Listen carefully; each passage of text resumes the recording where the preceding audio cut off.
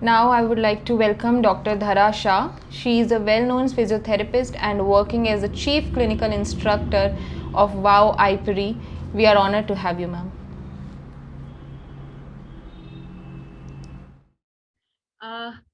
Hi everyone, very good to see all of you. I'm very happy to be invited as a speaker in first international e-conference on mental and physical women's mental and physical health. So my topic for today is integration of pelvic floor muscles and diaphragm. Why did we select this topic is because diaphragm and pelvic floor muscles they are the core muscles, but somewhere we don't know how to integrate the activation of diaphragm or how to integrate the pelvic floor muscle exercises with the diaphragm movements. So for that particular reason, I would like to emphasize in my today's talk about diaphragm as well as pelvic floor muscles and their integration, and how can you benefit your patients with cardiopulmonary disorder dysfunctions or pelvic floor dysfunctions by integrating these two muscles. So before starting my presentation, I would sincerely like to thank Dr. Het Desai sir, who is our chairman and founder. Because of him, today we are standing here in front of you and delivering the best topics in the field of pelvic floor. So I am very much thankful to Het sir, and I am thankful to all of you on behalf of Het sir. Thanks, Dr. Ankit, also for organizing a wonderful e-conference by gathering so many good delegates, dignitaries all across the world. So let me start my presentation. I'm starting my screen sharing.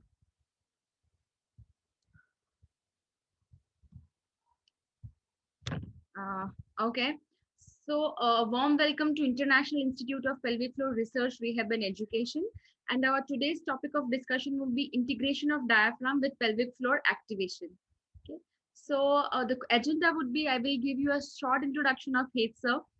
Though sir does not require any introduction anymore, but it is always a pleasure to introduce sir on any of the platforms. So after that, we would be just discussing about the anatomy and the physiology of diaphragm, anatomy and physiology of pelvic floor muscles in relation to diaphragm. What are the relationship between abdominal muscles, diaphragm, pelvic floor muscles during different activities? Okay, how to incorporate the pelvic floor exercises in pulmonary rehab and why, and how to incorporate diaphragmatic breathing in pelvic floor rehab and why. So this would be our agenda of today's talk. So let me give you an introduction of Het sir. Dr. Het Desai sir, he is the chairman and founder of WOW IPRI. He's an entrepreneur, innovator, and author. He is the author of Amazon's bestseller #1 in neurology, physical therapy, and gynecology and obstetricians. Het's manual of pelvic floor rehabilitation, and for the contribution which he has made in the field of pelvic floor rehab, the innovations which he have done, the book which he has written, the education which sir is bringing out. So for all these contributions, he is popularly known as father of modern pelvic floor rehabilitation. Our vision is to courageously break the cultural taboo and to make the intimate health, that is pelvic floor health, accessible to every single woman and every single man on the globe through innovative technologies and services. So this is not just Sir's vision, this is our vision as well. Our means my vision, your vision, or Dr. Ankit's vision, because you all have joined us for a webinar related to pelvic floor integration. So, sir always believes that we should really need to end the silent suffering, and being a physical therapist, being a pelvic floor rehab therapist, we can make a large difference in so many silent sufferers, be it male, be it female, or even the pediatric patients. So, Sir is the chairman and founder of WOW IP, as I said, International Institute of Pelvic Floor Research, Rehab and Education, which has received certificate of recognition by Government of India. WOW Experience Research and Development, which also has received certificate of recognition by Government of India. WOW Group of Businesses, World Pelvic Floor Organization. Innovations like intellectual properties, what Sir has is WOW PF360, WOW Vispa 3, WOW Men, WOW Vagina Fit, WOW Vagina Dilate, and WOW Group mobile application. To his academic contribution, he has HETS MMT, that is manual muscle testing of pelvic floor muscle, which is beyond the boundaries of Oxford MMT. I would be discussing about HITS MMT to all of you. HITS FMT, that is functional muscle testing and training.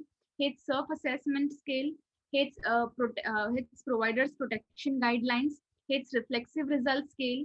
HITS female sexual function scale, and HITS male sexual function scale.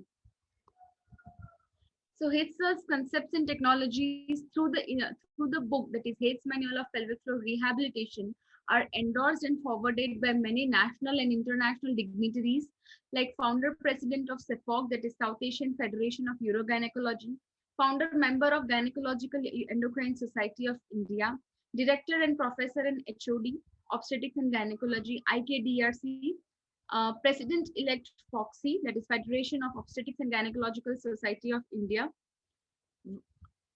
ex-Vice President of FOXY, that is Federation of Obstetrics and Gynecological Society of India, National President of Indian Medical Association Women's Doctor Wing, Lead Consultant Urogynecologist, Hull University Teaching Hospital, NHS Trust, United Kingdoms, Registered Clinical Exercise Physiologist, American College of Sports Medicine. HITS's concepts and technologies are also endorsed by past President, Urological Society of India, past President, World Endourological Society, past President, Society of International Urology, Dr. Mahesh R. Desai, sir. So after this, I would like to switch on to our today's topic, that is integration of diaphragm and pelvic floor muscle activation. So before understanding that what is the role between diaphragm and pelvic floor muscles, I would really like to give you some introduction about the muscle, that is diaphragm. Okay, so diaphragm is the only muscle, you can say, which is not inserted to a bone directly. Okay, it forms a central tendon which is descended into the abdominal cavity. Okay, so diaphragm is a dome-shaped muscle. It's a dome-shaped muscle which separates the thoracic cavity and the abdominal cavity.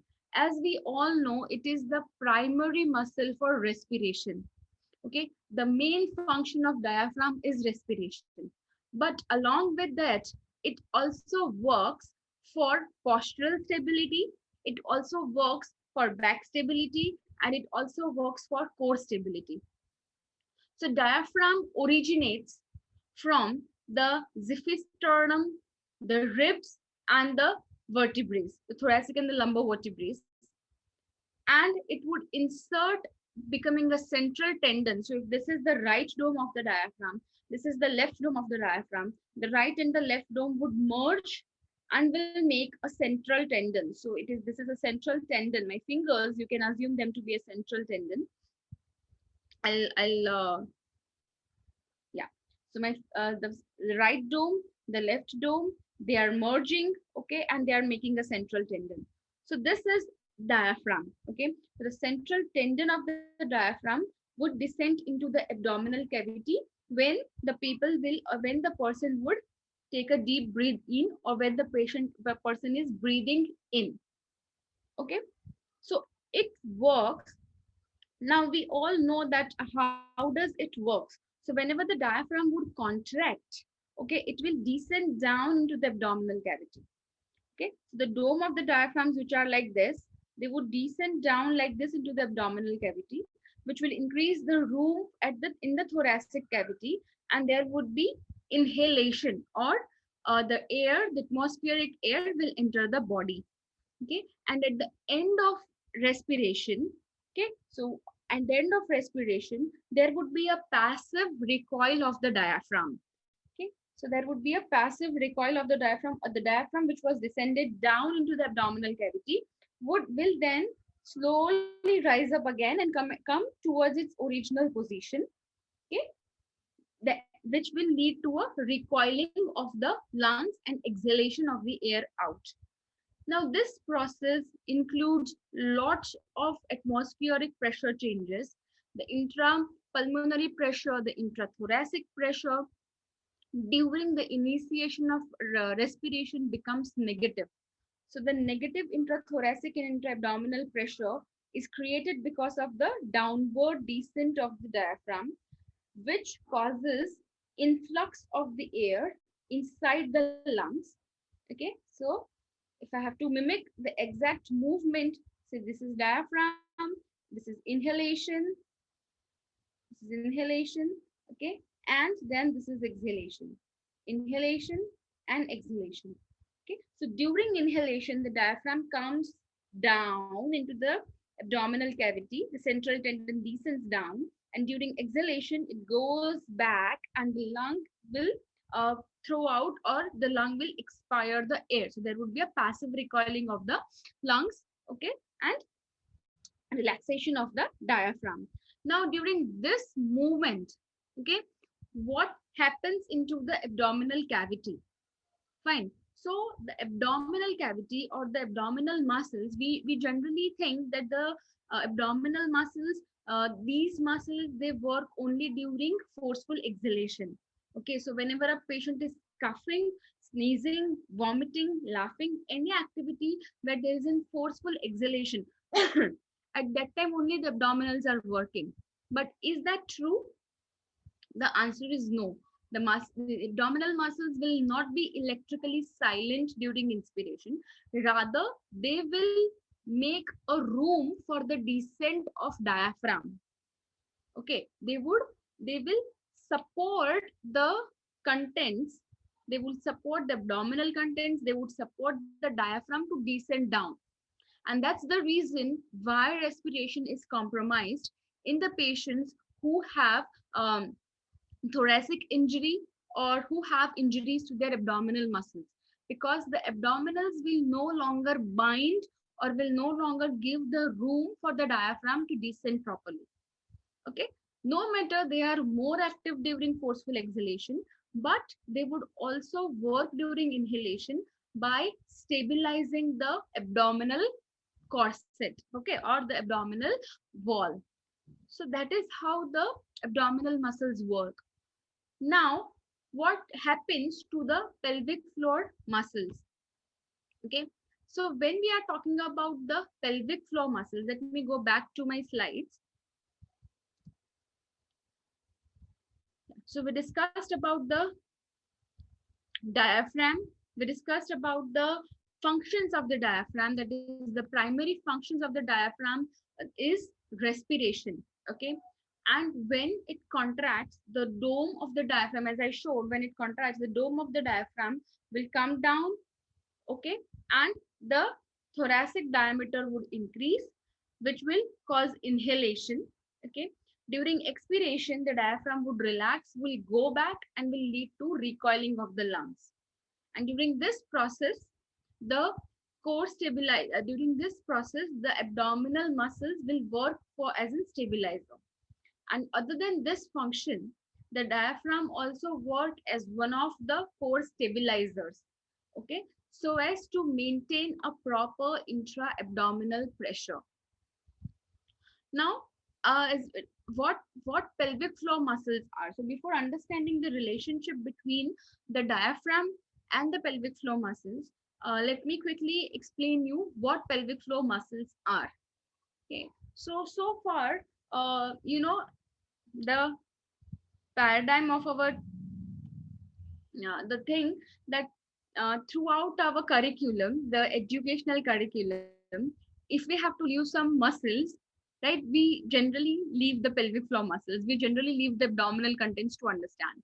But the pelvic floor muscles, they are very important when you are discussing about core stability, not just core stability, when you are discussing about overall back stability or overall corset stability, right? So along with its function of controlling the urination process, controlling the defecation process, working for the deliveries, the sexual penetration, it also plays a role in stabilizing the whole corset, the abdominal corset, right? So what these muscles are, what are the pelvic floor muscles?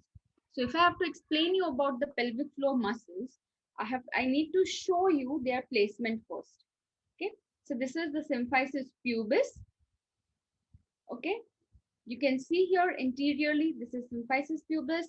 If I'm tracing the tube symphysis pubis up, I'm reaching towards the ASIS, anterior superior iliac spine. If I am tracing the symphysis pubis down laterally, I'm reaching towards the ischial tuberosity. Okay, so I'm just giving you a bony landmark: symphysis pubis, ASIS, ischial tuberosities. Okay, and if I simply rotate the pelvic model posteriorly, you can see the sacrum and the coccyx. Sacrum and the coccyx. Okay, so again, I'm rotating it interiorly. And if I just give you the inferior view of the pelvic bones, okay, the inferior view, you can see that there is certain muscular structure. Okay, you can see the red colored muscular structure, and it is attached from the symphysis pubis on the ischial tuberosities and then back at the coccyx. Okay, if you trace the attachment of these red colored muscles, then it is from anteriorly symphysis pubis to laterally ischial tuberosities to posteriorly coccyx. So this whole muscles, they are the pelvic floor muscles. Okay, this whole group of muscles, they are known as pelvic floor muscles. You can now understand that why the terminology pelvic floor is given, because they make the floor of the pelvis. Okay, they make the floor of the pelvis, and they have three layers to it. The superficial layer, if I just retract the muscle, the middle layer, this, and the innermost layer, which we all know, the innermost layer, this one, which we all know as the levator ani. Okay, so many of us, we think that pelvic floor means levator ani, but that is not true. Pelvic floor means all the superficial muscles, the middle muscles, and the inner muscles. If I have to quickly brush up these layers for you, I'll just simply give you the names of all these muscles. So as you can see at the center, this is the perineal body. Okay, the center point, or it is also known as the central tendinous junction or the perineal membrane, perineal body. So the perineal body gives attachment to bulbocavernosus, the muscle which is going from perineal body up towards the clitoris. That is the bulbocavernosus. The muscle which is going laterally towards the ischial tuberosity, as you can see, this is the superficial transverse perineal muscle. The muscle from the ischial tuberosity up towards the symphysis pubis is the ischiocavernosus. So I said this U-shaped muscle is the bulbocavernosus. This lateral muscle which is going, it is superficial transverse perineal muscle. The muscle which is going from the ischial tuberosity up towards the symphysis pubis is the ischiocavernosus. The muscle which is surrounding the external anus, external anal canal, is the external anal sphincter. Okay, external anal sphincter. So these four are the muscles which form the base or the superficial layer. If I simply retract this and you see inside, so this is the deep layer, this is the middle layer of the pelvic floor. Okay, this one is the middle layer of pelvic floor, and that is deep transverse perineal muscle. Okay, deep transverse perineal muscle. And now the innermost layer, that is the levator ani. Okay, this is the levator ani. So levator ani again has pubococcygeus, it has iliococcygeus and coccygeus. People have different school of thoughts. There are lots of differences between when we discuss about the innermost layer. Some say that levator ani does not include coccygeus. Coccygeus is separate muscle than levator ani. Some books and some schools, they think that coccygeus is a part of levator ani. So no matter what you want to believe, we can simply say that the innermost layer of pelvic floor has pubococcygeus, iliococcygeus, and coccygeus. Okay, so together they are known as levator ani. So now you can understand that pelvic floor is not just levator ani, but it is a group of muscles which are having different functions. Okay, the superficial layer has a different function, the deep layer has a different function, the middle layer has a different function. So let us quickly understand the functions. In between, I would like to say that if you have any questions or queries related to the topic, you can WhatsApp me on my WhatsApp number, that is 8005215003, or you can even email me. I'll share my email ID at the end of the presentation. So we saw the pelvic floor muscles and the functions of pelvic floor. So when we talk about the functions of pelvic floor, now you can easily understand that why these five functions are written here. Okay, so the five functions, the first being the supportive function, second being the stabilization, sphincteric, sexual, and lymphatic.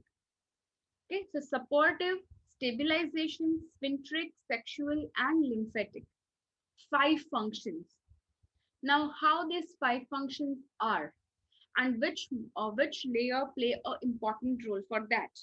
So if we have to quickly understand it, so first and the foremost function of the pelvic floor muscles, they are that is supportive. So pelvic floor muscles will support the pelvic contents. All the muscles, all the structures which are present inside the pelvic cavity, sorry, not pelvic floor, pelvic cavity. So what these structures are, okay, this is a female pelvis. This is a female pelvis. You can see we have two openings, the vaginal and the anal. Okay, and there is a clitoris. This is a female pelvis, and these are the female pelvic organs which set into the pelvic cavity. So all these organs, interior, if we go from interior to posterior, okay, anterior to posterior, you can see the bladder, the urethra, but above the bladder you can see the uterus, which is connected to the fallopian tubes and the ovaries. You have vaginal, and you have the rectum and the anus. Okay, so all these organs, they are the pelvic organs, they sit in the same way. Okay, they sit in, I'm repeating the word sit because they are supported by the no matter there are multiple ligaments which support these structures, but the dynamic support to these structures, okay, ligaments, they would provide the static support, but the dynamic support is always provided by the muscles, and that is given by the pelvic floor muscles. Okay, so the support to the organs like this. So first is the supportive function, and that is played very well by the levator ani. Okay, so levator ani works more, see, all the muscles, they work together, so we cannot differentiate that, well, this muscle is working for this is working for this, but to just have a generalized idea, I am explaining it in this way, that just for a better understanding. So levator ani will work more for the supportive role. Okay, it will work more for the supportive role. Second one was stabilization. So how stabilization? That is what is we are going to discuss in this current webinar. So let's take stabilization as the last point. Third point was sphincteric control. Okay, control over the sphincters. So you can see how many openings do we have. In a female pelvis, we have in a female we have three openings: the urethra, the vagina, and the anus. Okay. So practically, if I divide the model like this to make you understand better, here you can see. Okay. Can you see the all the structures?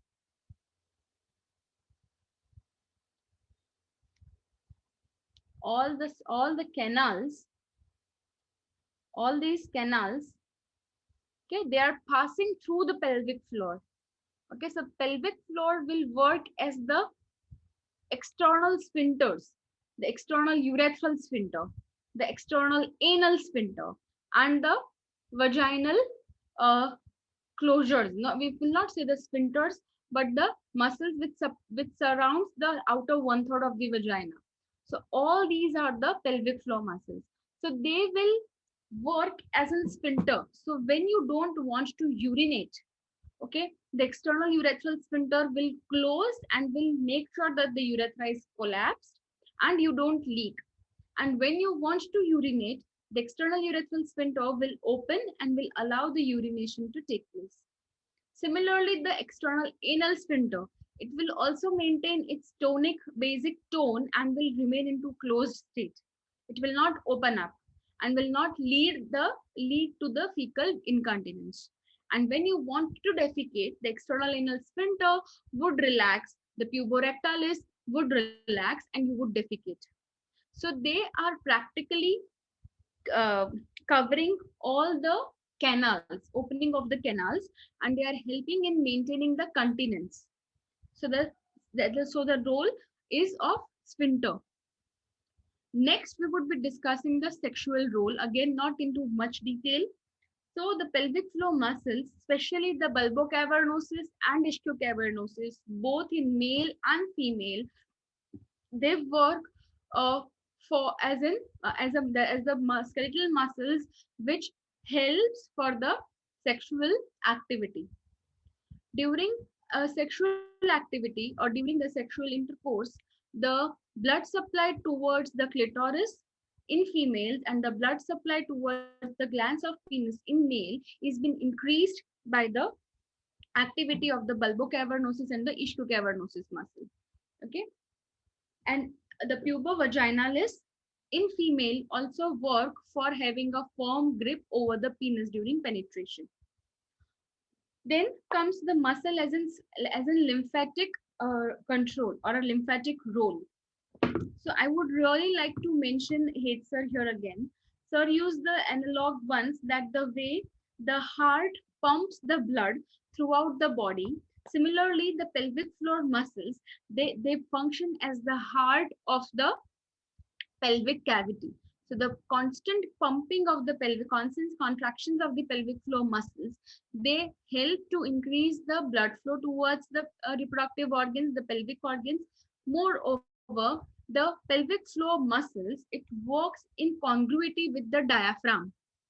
Okay, now here we need to understand this thing in depth, in detail. So the diaphragm and the pelvic floor muscle, they work in such a way that the overall intra-abdominal pressure is maintained and the person does not end up into Valsalva. We all know Valsalva, that is bearing down, which increases the intra-abdominal pressure and is very harmful, especially in the patients who have some cardiac pathologies. Okay, so the what is the relationship between diaphragm and pelvic floor? Now this is diaphragm and this is pelvic floor. So they work in a pressure relationship. What do we mean by pressure relationship? That means both of them, they would work in such a way that their movement should control a specific intra-abdominal pressure.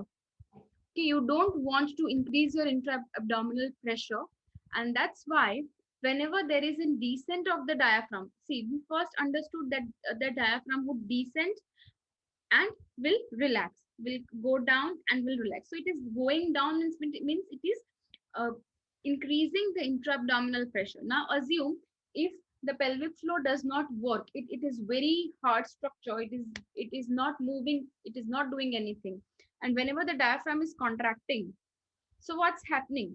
You are increasing the intra-abdominal pressure. That is what exactly happens when you bear down. That should not happen. Instead, what is the actual physiology is when the diaphragm contracts, in order to maintain the room, in order to maintain the pressure, the diaphragm would contract and the pelvic floor would relax. Okay, so it is this movement. You can assume as a piston, one end is diaphragm, another end is pelvic floor, and it works like this. So inhalation with relaxation of pelvic floor, exhalation with contraction of pelvic floor. Again, inhalation with relaxation of pelvic floor, exhalation with contraction of pelvic floor. Okay, so this should be the ideal relationship between diaphragm and pelvic floor. So if you now you imagine that if the pelvic floor works in this way, moreover we have lot of inguinal lymph nodes which are surrounding the pelvic floor muscles. So its movement, and with its pumping movement, will create a pumping active action for the lymph nodes, also for the lymphatic flow also. Okay, so you should even integrate. So see, we all used to we all are very familiar of having a patient do breathing exercises when they are into recovery rooms. It can be CVTR recovery room, it can be oncological recovery room, or post abdominal surgery recovery room. So we advise them to do pelvic floor exercises, but how many of us we ask them to do, sorry, we advise them to do diaphragmatic exercises, but how many of us we ask them to do even pelvic floor exercises? So this pelvic floor contraction would also help for the lymphatic flow. So I would request all of you that those who are working into critical cares, those who are seeing the patient immediately post surgery and who are giving the bed physiotherapy, please incorporate the pelvic floor exercises also. Okay, going ahead, so this should be the relationship between diaphragm and pelvic floor. And the last we discussed is the stability. Okay, the pelvic floor, they work for the stability also. Now if you see the researches, if you go across the researches, you will find that the pelvic floor muscles, okay, along with the multifidus muscles, they work for the force distribution which comes over the coccyx and the sacral vertebrae. Okay, so it will work for the force distribution for the coccyx and the sacral vertebrae along with the multifidus muscle. Moreover, as it works in synchronicity with the diaphragm, it helps to maintain the abdominal pressure. Okay, and it as there are as it is the one of the basic core, it works in congruity with the transversus abdominis muscles also. So we have 4 core. If you easily want to remember it, this is how this is how Hetzer introduced core. That if you have to understand what core muscles are, think about the wall of the rooms you are into. So consider I am sitting, like you are sitting on your vertebrae. So you are sitting here on your vertebrae. Okay. So the wall which is in front of you, is the side walls. They are the abdominal muscles. The ceiling which is at the top where you have the fan. So the ceiling is the diaphragm. The floor where your foot is resting, the floor on which you are sitting, is your pelvic floor. And the muscles which are supporting you at the back, or the wall where you have taken your support, is the multifidus. So these are the 4 cores which work together to maintain the stability. Clear? Now, if there is a problem with any of these 4, when you are evaluating a patient with back pain, you are working, or you are finding out the core strength, you are doing the planks, you are doing the abdominal strength exercises, you even ask the patient to go for diaphragmatic exercises. But how many of you ask the patients to go for the pelvic floor exercises? Okay, you might say them to do Kegels, but are you sure that the Kegels the patient is doing is right? Research says that almost 98% of the patients, they do wrong Kegels because they don't have a proper education about the core. So next time, any patient you see, explain them what is core. Going back to my presentation again. So these were the functions of the pelvic floor muscles. Now let's understand the relationship between all these 4 muscles. As we say, see now these 4 muscles, that is the diaphragm, multifidus, transversus, and pelvic floor, they work to maintain the spinal stability. They work to maintain the core stability. Okay, so if you are not recruiting them properly, for example, during breathing, when you are inhaling and exhaling, okay, your transversus abdominis will not be relaxed. As we said, the abdominal muscles will not be relaxed. They will have certain electrical tone into them, which will stabilize the abdominal corset. So at this time, if your pelvic floor muscles, they are not working properly or they are very much contracted, you will end up doing the valsalva. Okay? You will end up doing the valsalva. Secondly, suppose if you are your abdominal muscles, they are very much weak, okay, and you are going into a slouched posture. Okay, this is in soda can pop model. Okay, so if soda can pop model means if the can is filled with the drink, means if the can has a certain intra-abdominal pressure and you press that can, the can is not going to burst. But if the can is empty, means if the can does not have a proper intra-abdominal pressure, and at that time, if there is an external pressure which is applied, so your can is going to bend. Okay, so same way, if my abdominal pressure is good, you can do it. You can do the activity with me. What you do is you try to bend forward. Okay, first bend forward, simply don't do any other thing. You're just simply bending forward, you are not doing anything. Okay, think, try to assume what happens to your back. You are bending forward, fine. Now next what you do is you squeeze your pelvic floor, you take a deep breath in, keep stabilize your pelvis, squeeze your pelvic floor. Okay, relax, again squeeze, again relax, again squeeze, again relax. Now relax, take a deep breath in, squeeze and bend forward with exhalation. So when you are squeezing, bending forward with exhalation, okay, what you are trying to do is you are increasing your back stability.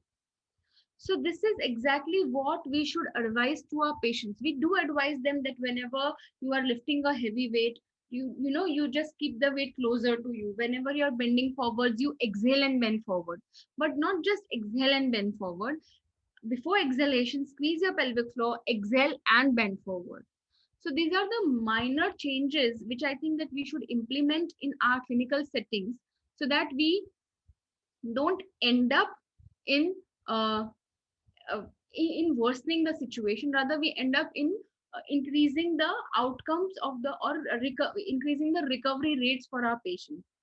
Okay. Yes. So after that, I would like to discuss the open Caesar posture. Now we all are very much familiar with lower cross syndrome or Jenda's lower cross syndrome. That is, when we talk about the lower cross syndrome, that is weak abdominal muscles leading to anterior pelvic tilt. So abdominal muscles are weak. Okay, um, they are lengthened. The abdominal muscles are lengthened. The hip extensors are uh, lengthened. Okay, whereas the hip flexors are shortened and the back extensors are shortened. Okay, so back extensors are shortened, hip flexors are shortened, abdominals are lengthened, and hip extensors are lengthened. So this does not mean that these all muscles they have a good strength. They all muscles are compromised. But along with this tilting, okay, along with this tilting, we just should not treat this tilting in this way. We should even think about the movement or the displacement which is happening at the ribs. Okay, so this is the position where the hip extensors are lengthened and abdominals are lengthened, other structures are shortened, and along with that, if the diaphragm or there is excessive flaring of the ribs, okay, so the ribs are also flared up. So this is a typical open Caesar posture, and this posture is a faulty posture. So if if I stand like this, like flared diaphragms or flared ribs and anterior abdominal tilt. Okay, so this is a posture which is harmful, and this posture is commonly seen into the athletes. So when you are working for the Jenda's cross syndrome, also work on the diaphragmatic breathing. Along with that, also work for the pelvic floor strengthening. Then and then only you will be able to achieve a proper pelvic control, proper core control or stability. Okay.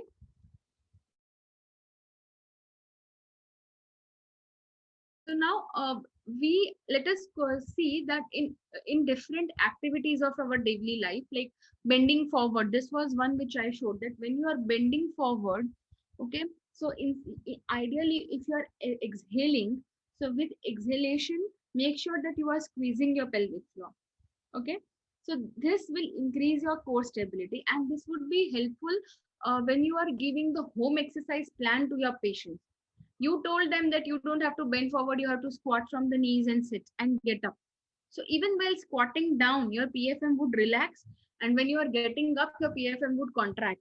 So synchronize squatting activity also with relaxation and getting up with contraction of pelvic floor. So that will lead to a faster recovery for the patient. Now, the question would come here is that how to assess the pelvic floor muscles.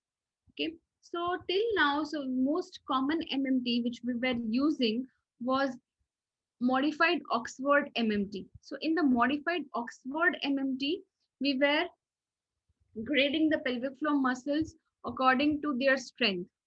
But Heath sir, through his extensive years of practice, he found that modified Oxford MMT is not serving the purpose of checking the relaxation as well as contractions of the pelvic floor muscles.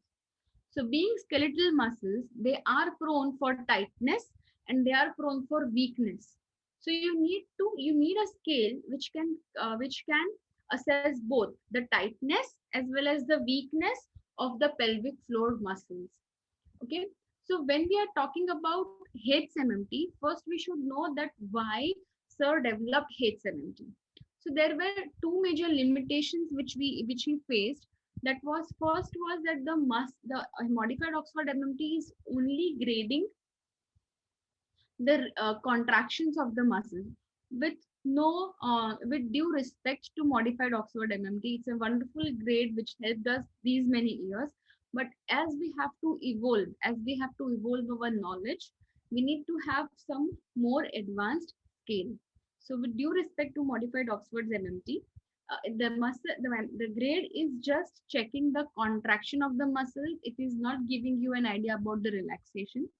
Secondly, the grade has given the terminologies like fair, weak, moderate. Now, this fair, weak, moderate is very subjective.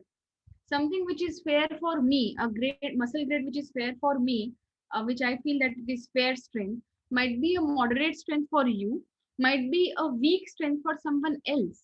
So it is a subjective grading. But in Heath's MMT, sir has simplified it like mild contractions from one side, a circumferential grip, or a strong and an upwards pull. So let us see what is Heath's MMT. So the Heath's MMT has its grading from 0 to -1, -2, -3 for assessing the relaxation of the pelvic floor muscles, and 0 to +1, +2, +3 for assessing the contractions of the pelvic floor muscles. Now 0 is the baseline tone. So the question comes here is, what is baseline tone?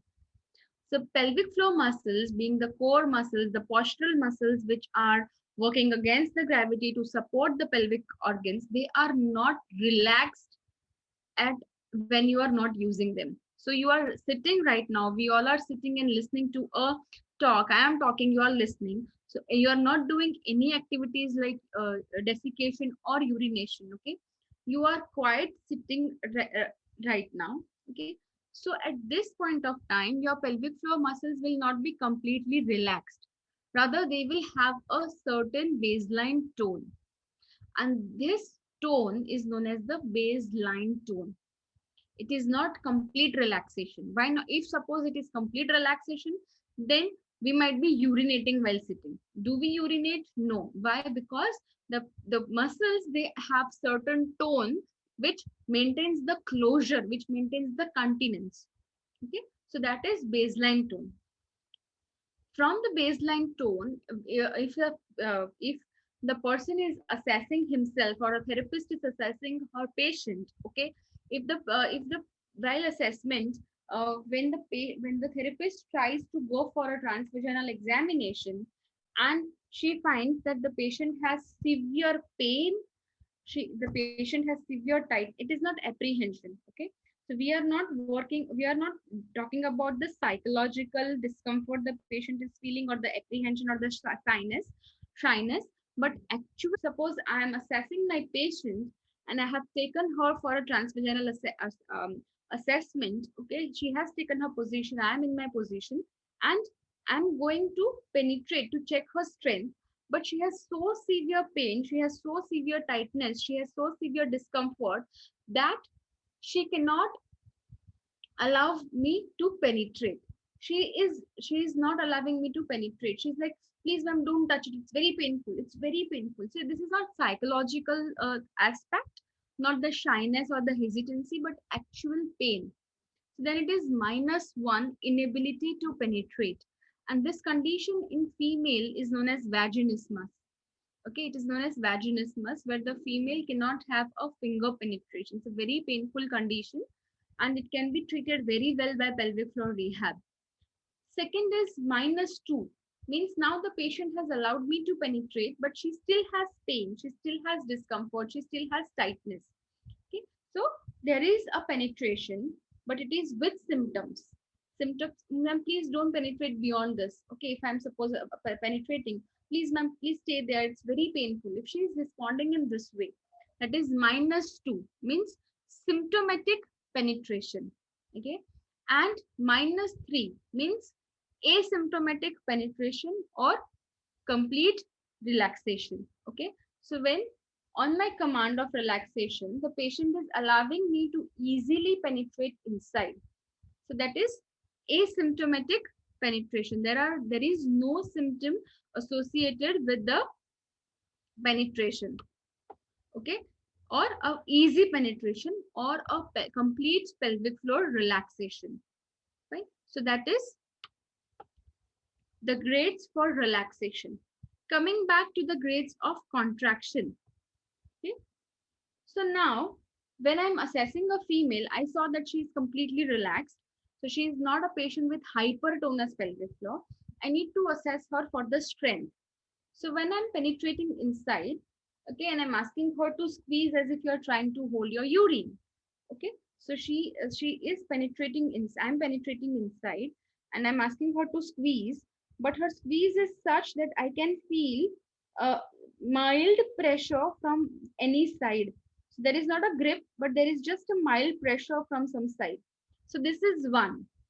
If on my command she is able to grip, okay, there is a circumferential, it is not upwards and inwards pull, but it is a circumferential grip. So it is 2.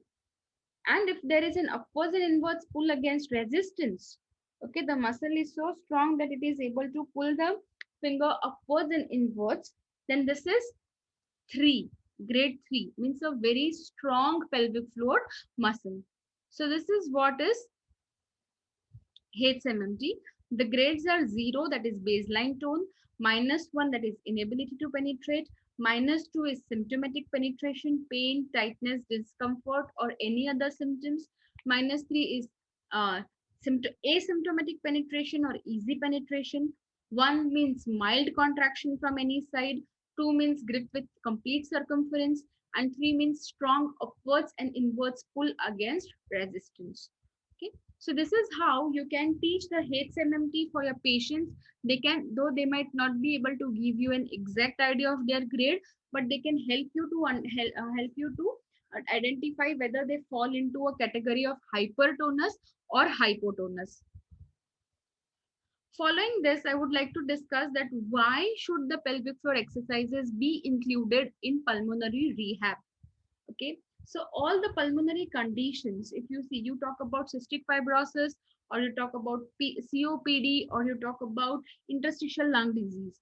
So in all these pathologies, we can understand one thing, that these pathologies will have problem with oxygenation. Okay, so if you think about the other skeletal muscles, what happens to other skeletal muscles? So the skeletal muscles, the peripheral muscles, are going into weakness because of the chronic illness and oxygen deprivation. So similarly, even the pelvic floor muscles will go into weakness. And added to this, added to the actual basic pathology, where there is oxygen deprivation, changing of the muscle fibers, weakness of the muscles, chronicity of the disease. Along with this, there is a very major impact on pelvic floor. In the way, suppose you are seeing a patient with COPD, okay, that is chronic obstructive pulmonary disease, bronchiectasis, emphysema, anything. So these person will have a history of chronic cough. So chronic cough means she would have a chronic cough. So as many number of times the patient is coughing, okay, she is putting some pressure on her pelvic floor. If I ask you to cough, you cough, all of you cough with me right now. So what is happening? There is an increase in intra-abdominal pressure, and in response to the increase in intra-abdominal pressure, the pelvic floor would squeeze. It would work as a trampoline. It will not allow the pelvic content to go down. Okay, so it has to constantly work against the increase in abdominal pressure. Okay, so that can also lead to weakness of the pelvic floor muscles. And many patients with pulmonary diseases, they also might suffer from stress urinary incontinence. It is very commonly reported, but they don't come up and speak because they feel that we might not be the right one to discuss, but they don't know that we are the only one with whom they should discuss their problems related to incontinence. Okay, so that is why even if you are seeing the patients with pulmonary conditions, you need to train them for pelvic floor exercises. Okay, so how will your training go? So if supposedly you are seeing a patient of COPD today and you ask her to do Kegels, will she do it right away? The answer is no. So they will have a certain steps. They will go from the level of unintentional and unable. This is again the reflexive result scale, which has been developed by Hates. So it's Hates RR scale, which guides us to uh, to grade the patient at what level they are, and then to plan the rehab accordingly. So first day when you are seeing the patient, because she does not know about the muscles, she does not know about the contractions, she fall into a category of unintentional and unable. The next is intentional and unable. Now she knows, you educated her, she knows about the pelvic floor, but still she is unable to squeeze. So she is intentional and unable. From intentional and unable, she might learn partial squeezing. She might learn partial relaxation. So intentional and partially able. Then comes the category of intentional and completely able. She is able to squeeze the pelvic floor muscle, but isolatedly. Means if you ask her to squeeze, she will do very good. But if you ask her to squeeze and do the movement, she will not. Okay, so that is intentional and completely able, but you need to make her reflexive. You need, suppose, what do I mean by reflexive? Reflexive means, what happened to all of you when you cough? You would naturally squeeze your pelvic floor. Okay, there would be a natural reflex which leads to pelvic floor squeezing. So you don't have to tell your brain that squeeze the PFM. Okay, that is reflexive. We need to reach to that level. Okay, so from completely able, the next comes functionally able, means she is able to squeeze and do all other activities, but still whenever she sneezes, she has to actively recruit the muscle. So she is just into a functionally able state, and you practice, train her and bring her to the reflexive result. Okay, reflexive activation or reflexive relaxation of the pelvic floor muscles. So this scale helps us to determine the level where the patient is and helps us to plan the treatment for that particular level.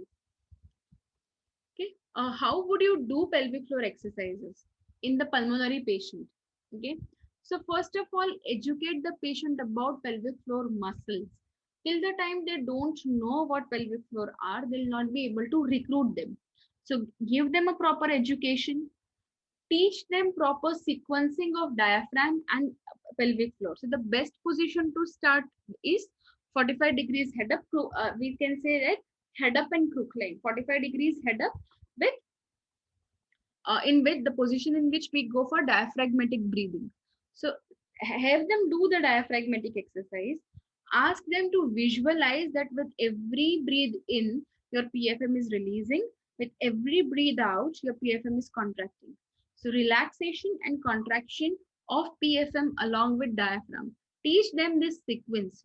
Help them visualize this sequence. Okay. And make sure that they don't go for breathe holding. They should not breath hold. Already they are chronic sufferers, pulmonary disorders. Okay, if they go for breath hold, they would compromise their SpO2.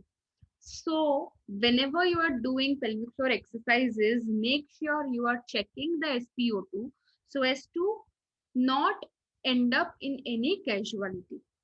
Okay, teach them neck technique. What is neck? Neck is an intentional contraction of pelvic floor muscles before any activity, which can lead to increased intra-abdominal pressure. Okay, means suppose if the patient is asthmatic, okay, and in asthma she gets repetitive coughing. Okay, so tell her that whenever you are initiating your whenever you feel that you are going to cough, before coughing, try to squeeze your pelvic floor. Okay, cross your legs, squeeze your pelvic floor, bend backwards, so you're releasing the pressure from the bladder, and then cough. Like, so what are you doing is you are contracting the pelvic floor before increasing intra-abdominal pressure. So this will reduce the episodes of leakage. This will reduce the episodes of embarrassment for the patient. Okay, so that is neck. Teach them neck. That is squeeze your pelvic floor before laughing, coughing, sneezing, all the activities which increases the intra-abdominal pressure, even bending forwards or lifting heavy weights. Okay, that is neck. The next is, why should you do diaphragmatic exercise in pelvic floor rehab? Okay, again the same thing. In the pelvic floor dysfunctions can be of hyper, can be hypo, can be in coordination. Okay, so in all these dysfunctions, whether it is hypo, hyper, you need to have the diaphragmatic session along with it, so that you don't end up in stressing your core, you don't end up in increasing the intra-abdominal pressure, and you maintain a proper relationship between the pelvic floor and the diaphragm. Again, for the patients with stress incontinence, you should also teach them neck techniques, which we discussed earlier. Okay.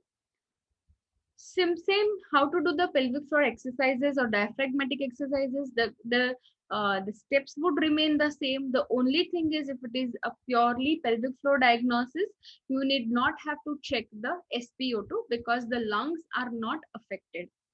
Okay. So with this, I would like to end my presentation. This was in 1 hour talk.